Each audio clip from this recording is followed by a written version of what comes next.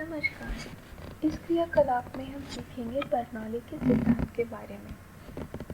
हम जानते हैं कि कोई भी द्रव्य कुछ दाब लगाता है। यह दाब उसमें मौजूद अणुओं की वजह से होता है। बर्नौली के सिद्धांत हमें बताते हैं कि अगर किसी द्रव्य की गति बढ़ जाए तो उसका दबाव कम हो जाता है। बर्नौली के सिद्धांत के कई उपयोग हैं। हवा के दाब में जो अंतर पैदा होता है उससे हम कई तरह के प्रयोग कर सकते हैं।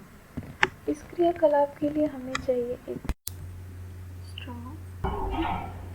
का आगे का सिरा इस तरह 90 डिग्री के कोण पर मोड़ दें या फिर एक मुड़ी हुई स्ट्रॉ भी आप इस्तेमाल कर सकते हैं। इसके अलावा हमें चाहिए एक थर्मोकॉल की छोटी सी गेंद या कोई भी हल्की चीज़। आप स्ट्रॉ के एक सिरे पर इस तरह बॉटल का सामने का हिस्सा काट कर भी लगा सकते हैं जिससे आपको आसानी होगी। गेंद को स्ट्रॉ के दूसरे सिरे के ऊपर बिल्कुल लाएं, स्ट्रॉ को मुंह में रखें और फूंक मारें। आप देखेंगे कि गेंद हवा में ही रहेगी। इसका कारण है जब हवा गेंद के बगल से गुजरती है तो वह सामान्य तौर पर उसकी बगल से चली जाती है, लेकिन अगर वो उसके दोनों ओर से जाए जब गेंद स्ट्रॉ के बिल्कुल ऊपर होती है तो हवा के दबाव में अंतर आ जाता है।